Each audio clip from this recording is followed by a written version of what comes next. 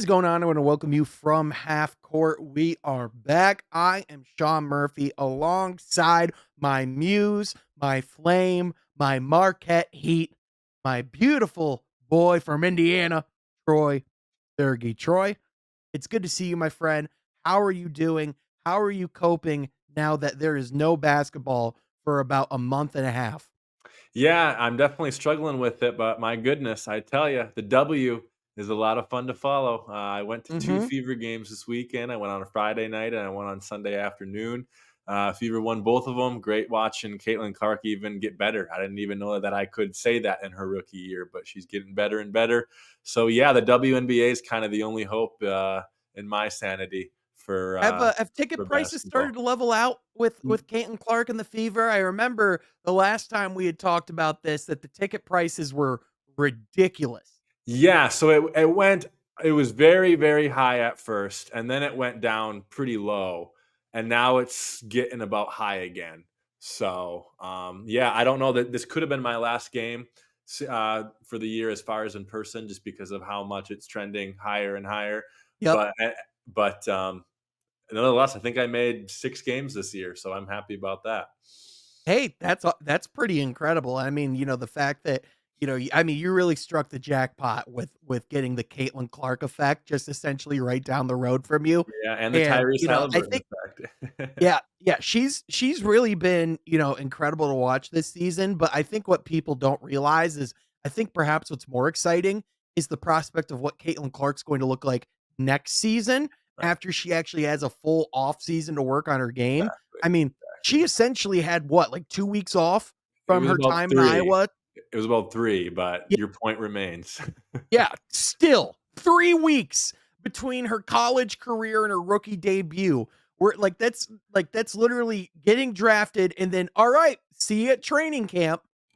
Yeah, Like like that doesn't happen in the NBA. That it really doesn't doesn't. happen No, in other no. sports. So, Right. just the for her to, like, actually have that, and she's already improved significantly from the start of the season to now. Like, I would argue she's up there already as one of the better players in the W. I Absolutely. think it's only a matter of time that we look at her as one of, if not the best player in the Okay. W. So I'm excited to see her development. But Troy, speaking of guards and where they rank in the hierarchy, there's a list from Kendrick Perkins I want you to react to. We also, of course, have to talk about the Pistons schedule that just dropped. Does it change how we feel about this Pistons season and how they can perform, as well as reflecting on the Olympic basketball that we were able to witness over the last month or so? But this is from half court. Each and every week, we come here and talk all things basketball, Detroit Pistons basketball, NBA basketball, FIBA basketball, WNBA basketball, Pee Wee basketball. Okay, not Pee Wee basketball. But if you like that, be sure you like this video, subscribe to the channel, hit that mother notification bell so you don't miss any of the content we got going here. But also, be sure you follow my guys on social media. You can follow me on X at Sean Half Court. You can also follow Troy on X at Troy Sergey 44. But with that, Troy, I've been teasing this list to you for about 10 minutes. Are you ready to finally hear it? Can't wait. So to give a little bit of context on NBA Today on ESPN, Kendrick Perkins was asked to give his greatest point guards in NBA history list, and this is obviously sparked after some of the great play from Stephen Curry over the Olympics, and really just over the last few years as a whole. But this is the top 5 point guards of all time, according to Kendrick Perkins. At number 5 is John Stockton. Number 4, Russell Westbrook. Number Uh, 3, Oscar Robertson. Number 2, Magic Johnson. And number 1, Stephen Curry. Now, Troy, that list, I now the number 1 overall choice on that list, I have a hard time arguing. You could maybe say, well, Stephen Curry isn't necessarily a traditional point guard. That's kind of what makes it difficult about this list. But there's 2 names that very much ring, like very loud to me that they're not on this list. I want you to guess. I want you to see if you can guess them. yeah, probably. Probably Russell Westbrook, I assume, Sean. Well, And I'm surprised he's on the list. I'm thinking of players that I'm surprised aren't on the list. oh, aren't on the list. No, oh yeah. I mean Isaiah Thomas, the guy in the background, right? That's the number one guy. I mean, 2 championships, beat all three. The only player to beat all three in the playoffs of Jordan, Bird, and Magic. He's our guy. He's the ability to be the best player on that bad boy team and to carry them and build that winning culture. Absolutely, Isaiah Thomas needs to be on that list. I don't know Yeah. how he's not. Yeah, generational snub, if I'm being honest. Now, Right, obviously, Perk played with Russell Westbrook, so there is some allegiance there, like and listen, Russell Westbrook is probably a top 10 point guard of all time. Like, like I certainly think it's not like he's not even close, but to put him above the likes of an Isaiah Thomas, I'll say another one. I definitely don't think Russell Westbrook's over Chris Paul. right, And, in the tutelage that he had, the guy that we literally call the point god. So, to me, that just doesn't make a lot of sense. And, you can make arguments about, where, Magic should rank. I maybe have Magic at number one because of how transformative he really was and just right. how elite of a playmaker he was. And Steph's really more so known for his shooting ability, not as much as his prowess as a point guard.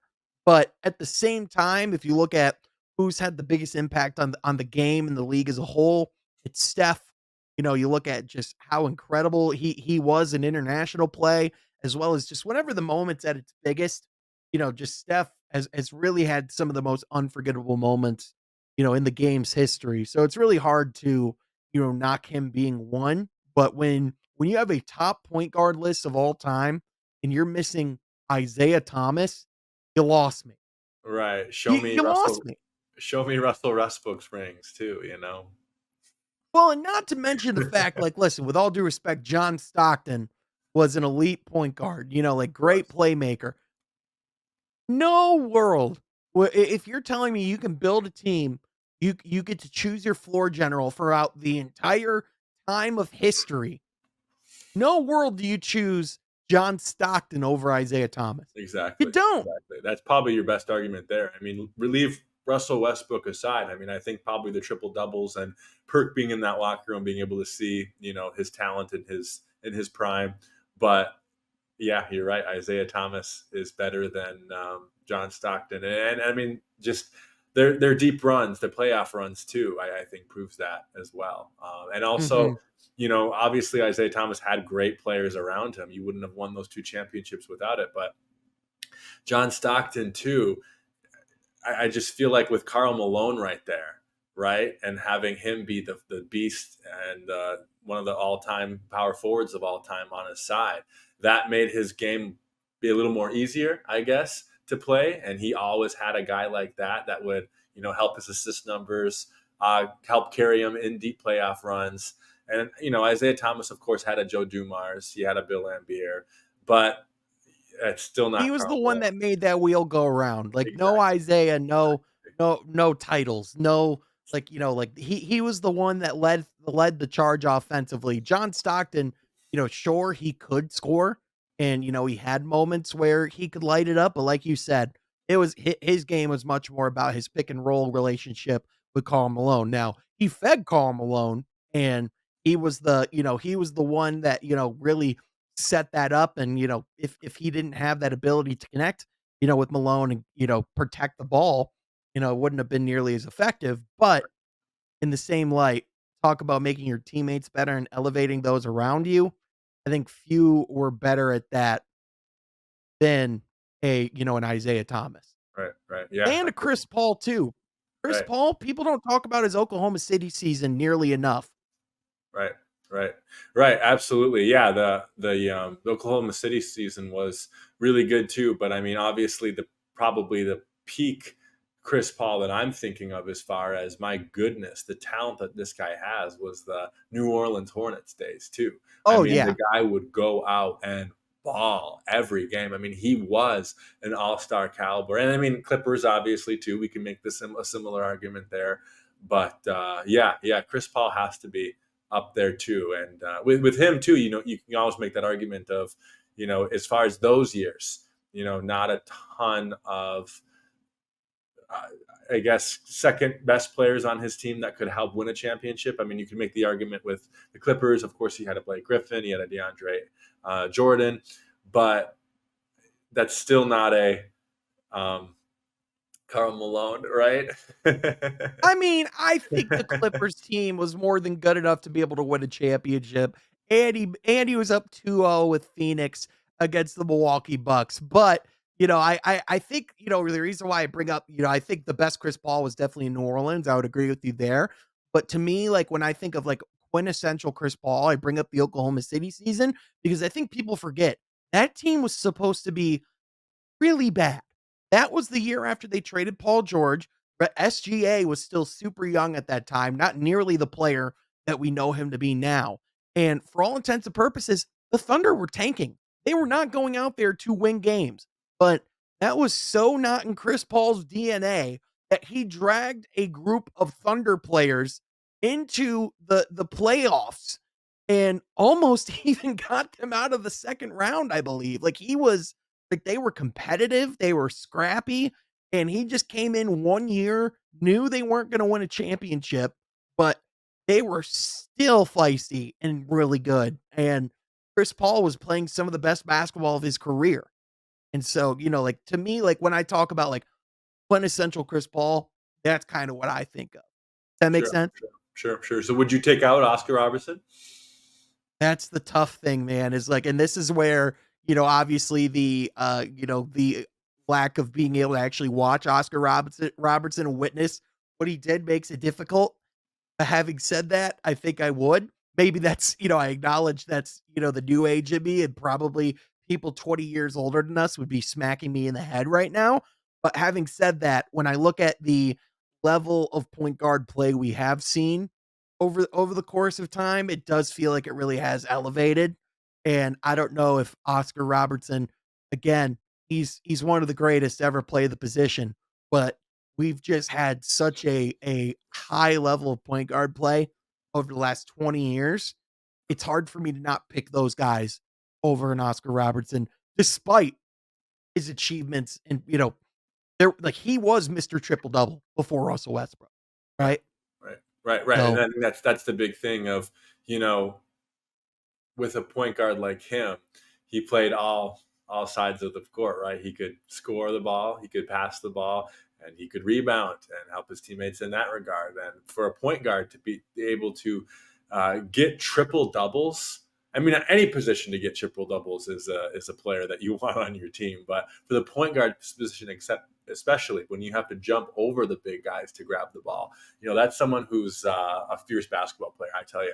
yeah, So it's really an interesting debate there too. Yeah, I never really put those two together of who's better, Chris Paul, Oscar Robertson. We'll have to think about that. But the one thing we can 100% agree on is that Kendrick Perkins list, not the greatest, not the greatest. But no, leaving Zeke no. out there, not good.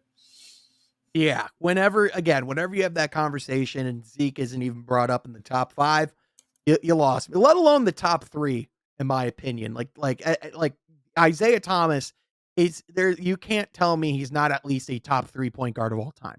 You just Absolutely. can't. Yeah. Right. Right.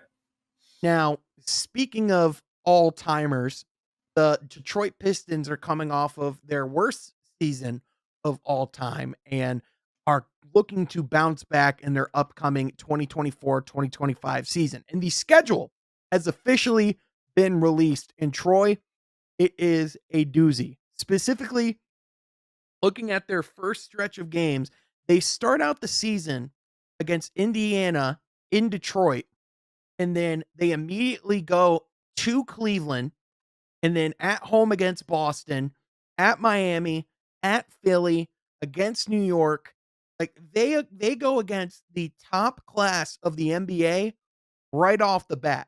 Not just the top class of the NBA, two of the teams that made the Eastern Conference Finals, one that was in the conference semifinals, and then the other that was in the conference semis as well. So they're facing the 4 best teams in the Eastern Conference in the first week. Right. Yeah. That's So gonna be tough. it's going to be really tough, and they're going to be tested right away. But I think when you look at the difficult stretch that they're gonna be going through, especially at the beginning of the season, I think we're going to learn a lot about just for one, the additions that they made over this summer, like how effective are these veterans actually going to be? Like, I think these are the games that you're going to see why they brought in a Tobias Harris, right? But also, I think it's going to tell you a lot just about how much this team has improved. And it'll be a test of showing, the difference between a Monty Williams led Pistons and a JB Bickerstaff led Pistons. In short, I think in the first month, we're going to find out a lot about what this team really is. Now obviously I know you've been able to, see the schedule, obviously, we don't know it by heart. It's really, the NBA, it's really just, to me, it's not as big as other sports, just because you're playing the same opponents, for the same amount of times each year. It's really just how it all lines up. But having said that, Troy, looking at the schedule, what are your impressions? Does it make you feel any less confident about where things are heading? It's going to be a tough schedule, absolutely. But I don't think it really changes my perception or perspective of how the season's going to go. I think every Pistons season that I have followed in the past, I guess this will be my 15th year as a diehard fan, has had those stretches with difficult opponents, long road trips, and then I guess that you always have that mid-season home stretch, but that happens in January or February. Towards I guess the latter half of your season too. So not a lot of time to be making a playoff push.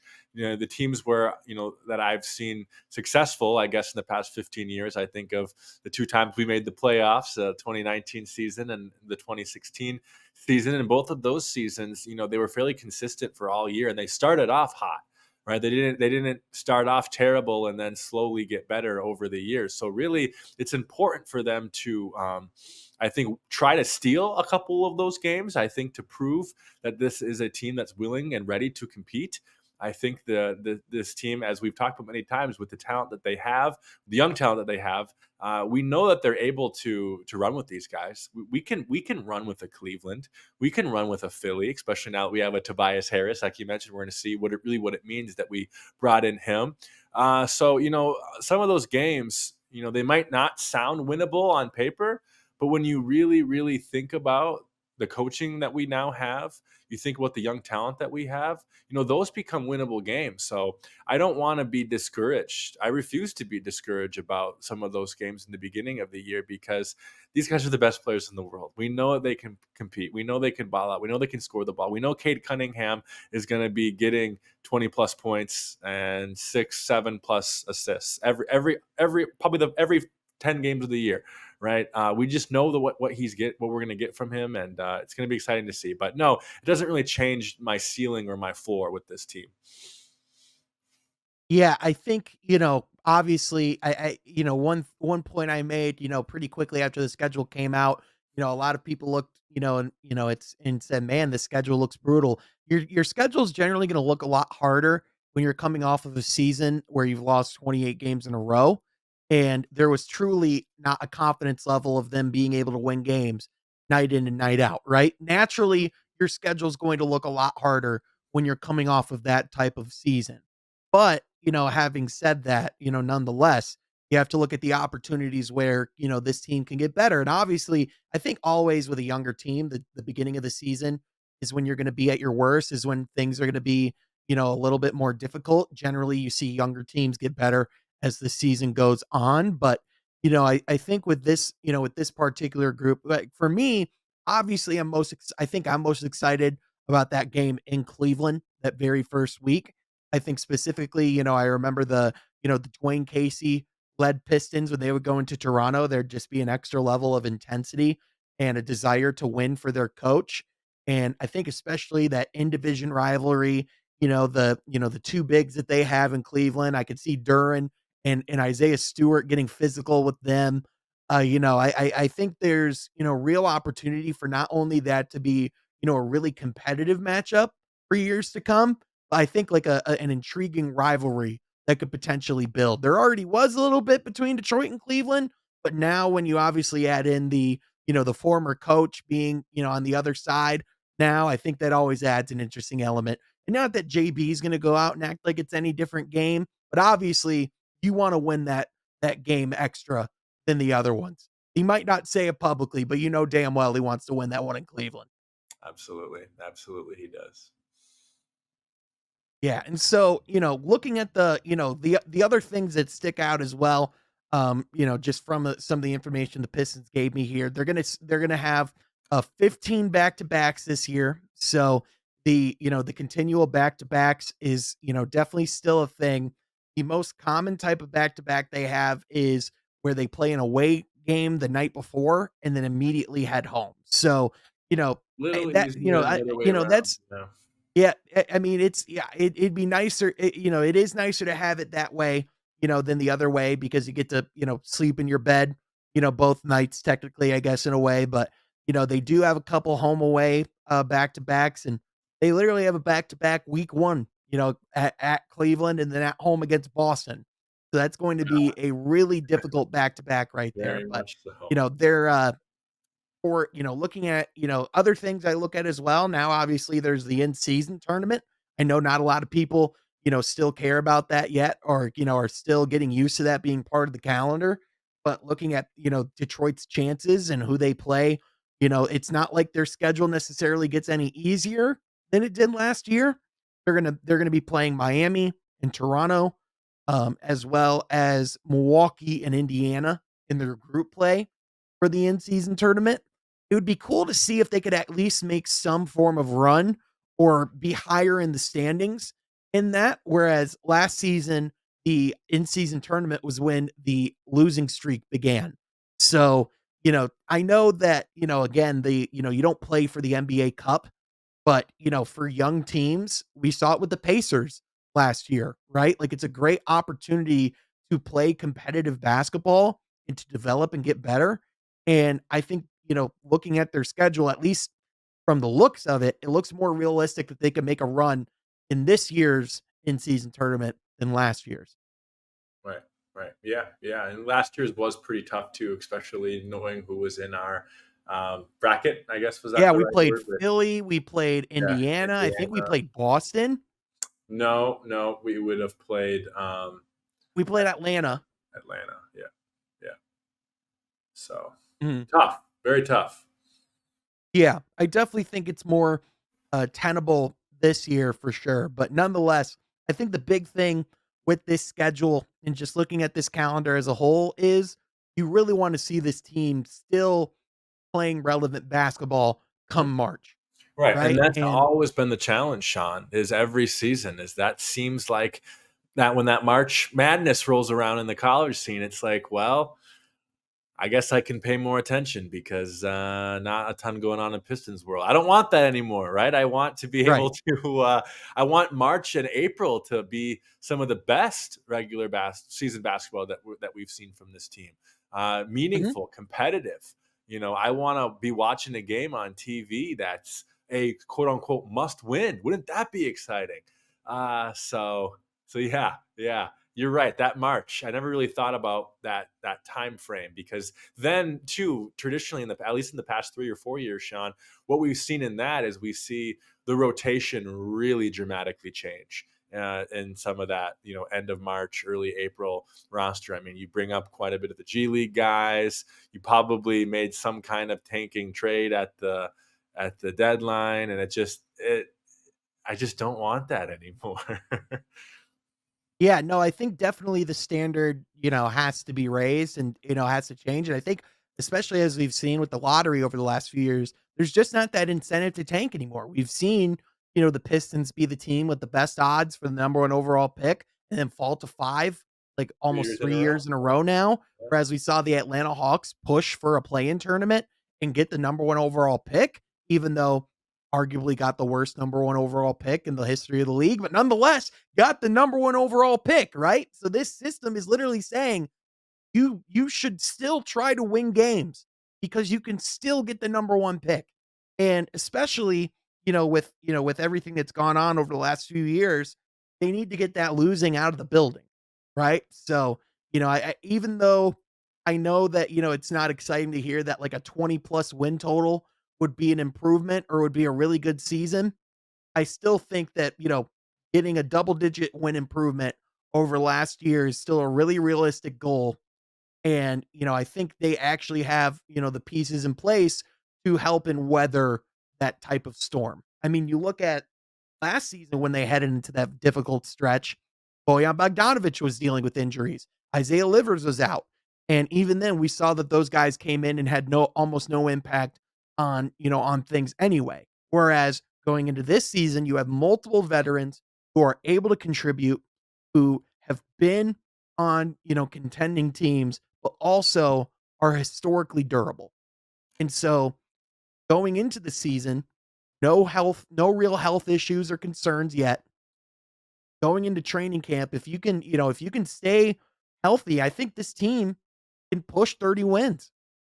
Yeah, yeah. No, I don't think 30 wins is out of the picture. I certainly think over 24, which I think is the Vegas odds, right? So Yeah, 23 and a half, I think is where it 23. is. Okay, okay, Yeah, okay. 23. Yeah, it's like they do that half so that, that's how they get you. Exactly, exactly, exactly. Yeah, no, I think that's important to look at too. Of what is this team's ceiling, and I think 30 wins is realistic. Floor might be around like 20, 26, 27, but that's still double digits increase of last season, right? That's over 10, 11 more games. So Mhm. you have to take that into consideration as well. Um, yeah, I'm looking forward to it, Sean. We can tell it's August right now. A Oh, lot yeah, of 100%. The countdown is very real when you're going over, the logistics of the schedule, how many back-to-backs that you're playing. At yeah, this point, you really just wanna see the guys get on the court, of right? course, of course. Let's talk about the Olympics and the run that we just saw the United States roster just go down. Obviously, won the gold medal against France in Paris against Victor Wembanyama and crew.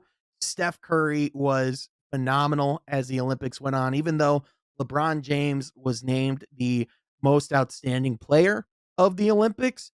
In my opinion, I think that award should have gone to Steph, especially for his stretch of games over the final couple, and Mhm. especially when they were down against Serbia in their semifinal matchup before the gold medal game.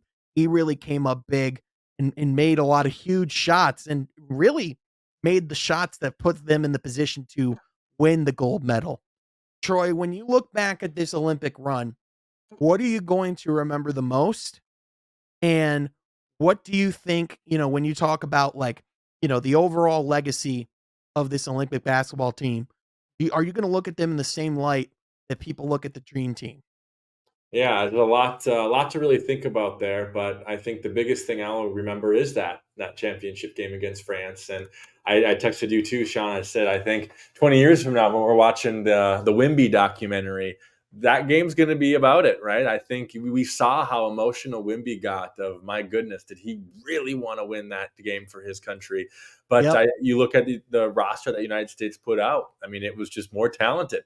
It had more talent and it had more chemistry even too. You think of guys like LeBron, who was in the 2004 Olympics in Athens and 20 years later is still playing high quality Olympic basketball. You think of even well, obviously Steph the bigger one, but you think of even Tatum there. He had a up and down stretch with playing time, but he played some good minutes. And then Devin Booker in the beginning of that game was scoring like a rampage. So I think with this team's um, legacy. I don't think you can ever have another dream team, but it's I think it's above that 2008 team even too of Kobe and LeBron and our boy Tayshaun Prince was on that team and just I think of that Beijing team. They call it the Redeem team because of the 2004 Mhm. loss in Athens. So I think this team is going to be up there, but I don't think it quite hits 1992 level Dream Team. I think when you look at the talent and the overall, just from top to bottom, I think it's definitely up there. I think when you look at, I don't think people are going to remember them as dominant as that dream team just because of just the disparity in competition, right? I mean, again, we brought up the stat where the dream team only had to play against 9 total NBA players throughout their Olympic run, whereas Team USA this year, they had to play it like against 60 plus. Mhm. So, the level of talent, across the globe is just a different level. But, Right. I think if you talk about, what like the heights that this team was able to reach, it certainly is up there for me. The LeBron, Kevin Durant, Curry minutes, I think are going to be something that we talk about for a long time.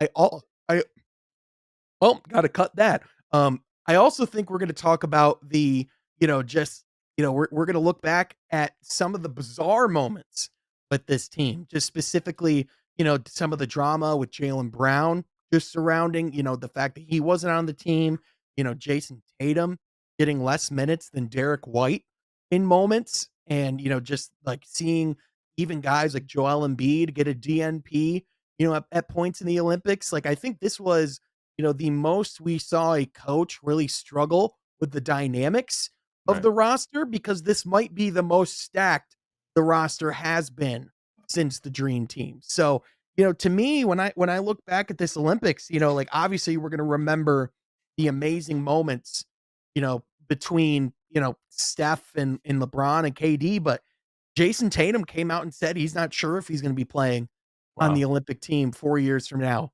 And if he doesn't, I think a lot of it could be because of what happened over this summer run. And so, again, I think Steve Kerr overall did as good of a job as a coach can do in that situation, but I think we saw in full display over those few weeks just the challenges of having a team that deep, full of alphas, having to reconcile with what their roles are. You know Right. what I mean?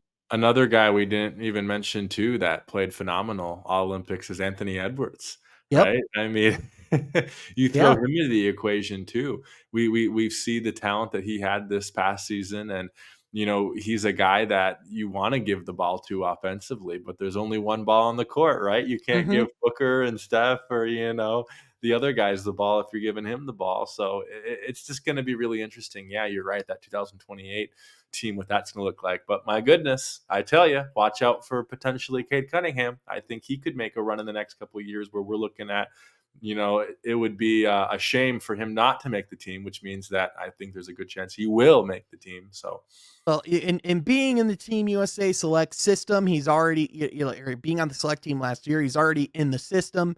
right.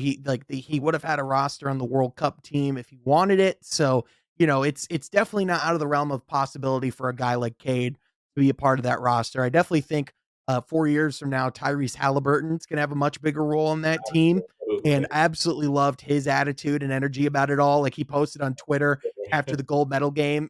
He said, "When you did nothing on the group project but still got an A." It was Yeah, a picture of with him and the gold medal. that's Just loved, right. yeah, just loved his mentality about it all. But really, like that, it's just Olympic basketball is just its own special thing in itself. And I think especially with just how much you're seeing the globe getting better. Like the women only won their Olympic gold medal game by 1 point. 1 point. Yeah. Like this is not gonna be cakewalks anymore, and It wasn't. especially It wasn't this whole time, yeah, even though the USA didn't lose. It wasn't a cakewalk at all. yep, and now we're setting up for 2028 Los Angeles Olympics.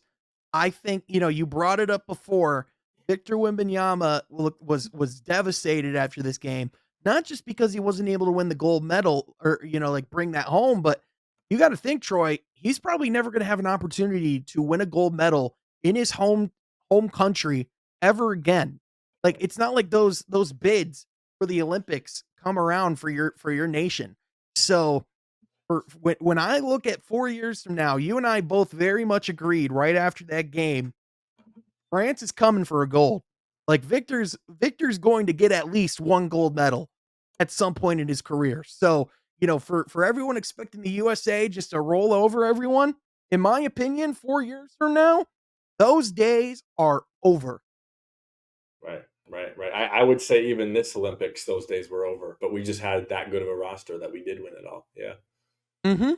Yeah, and, like, like, there were still games where, like, there was a little lopsided, but it wasn't like 2012 where they were winning by 30 or 40, and they were going out and throwing alley-oops and just in the fast break at all times, just making guys look clownish. Like, that's just not FIBA basketball anymore. This Right. is a much deeper class, and, I when I look at, the other really positive story to me of the Olympics, really cool to see was just the respect that Nikola Jokic was given and just people realizing, "Oh, yeah, that guy's one of the best players of the world."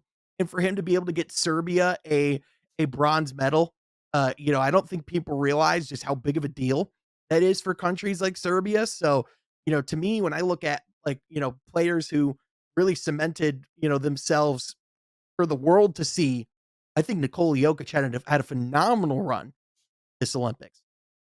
Yeah, yeah, no, absolutely, he did, and to bring home that bronze, I think shows too that he really still is one of the best players in the world, and I think, obviously, we would all shake our heads yes at that. But you have to remember, I think that was a pretty devastating blow to him to get out in the second round this past season, right? Um, Mhm. for him to bounce back so as well as he did during the Olympics, and to still, for us to realize, okay, he's not off his game. He's still be able to play at this high caliber. I think it was encouraging for NBA fans who are fans of his game. So Yeah. I think the biggest shock of the Olympics was the performance of not only Team Canada, but also specifically the performance of Jamal Murray. I mean, Jamal Murray was played really bad basketball this mhm. past Olympics and really didn't look great in the playoffs against the Timberwolves. Now he comes out and has this performance for Team Canada. If I'm Denver, I don't know how great I'm feeling about, the prospects of the Nuggets this season. And again, like, I think, especially when we look back on this Denver Nuggets team, I think there's a very realistic chance that we'll look back on the dynasty that could have been and how they gave up on guys like Contavious Caldwell Pope. They didn't flip the bill and pay for the luxury tax when, when you're in the prime of Nikola Jokic. Like, I hope they don't go into this season and realize that they really messed up. Right, right. When it would be pretty easy to do that, right? And even not just those guys, but I knew, and I think you knew too, right after they won that championship, that it would be tough to replace a guy like Bruce Brown that played high quality minutes for them in that playoff run. So the league's changing, and collective bargaining agreement. We've talked about that many, many times on this podcast. You just have to be smart.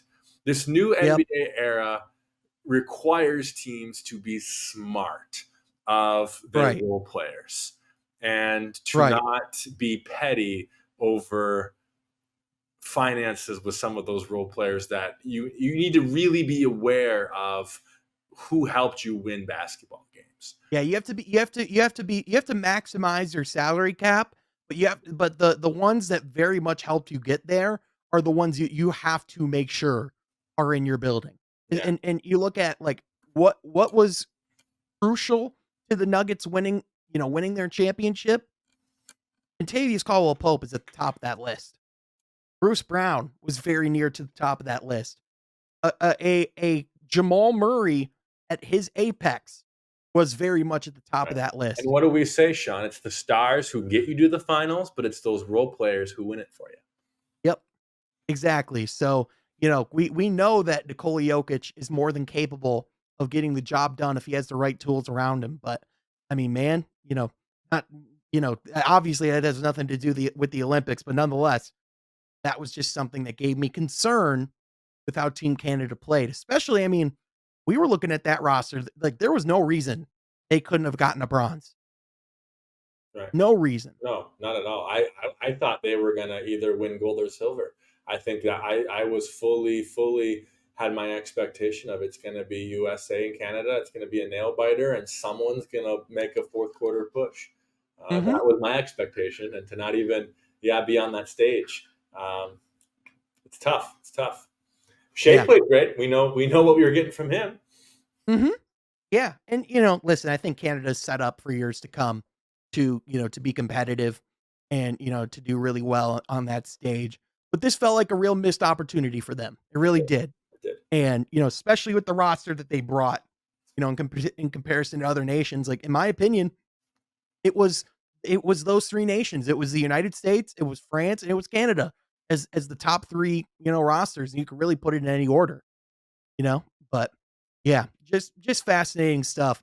Joel Embiid, by the way, I do feel like I need to give him props because he played really good basketball over the final couple games, for that Olympic team, and specifically that game against Jokic, where he helped and secure, this team to get to the gold medal game. There were some of the best, Joel Embiid moments we've seen in his career thus far was under Team USA. Now, for me, I hope he's going to be healthy enough to be able to try and replicate these moments on the playoff stage. But it was cool to see that clutch gene, that ability to win when it matters, that ability's there, right? It's just you need the availability to go along with it. Right. Right. It's a good way of putting it. Yeah. I mean, you can have all the abilities in the world, Troy, but one of the best abilities is availability.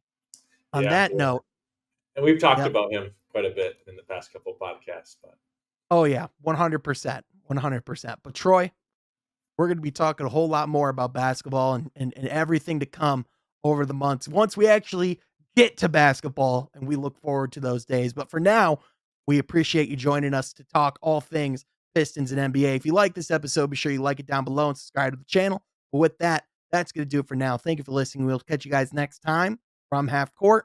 Be sure you're subscribed.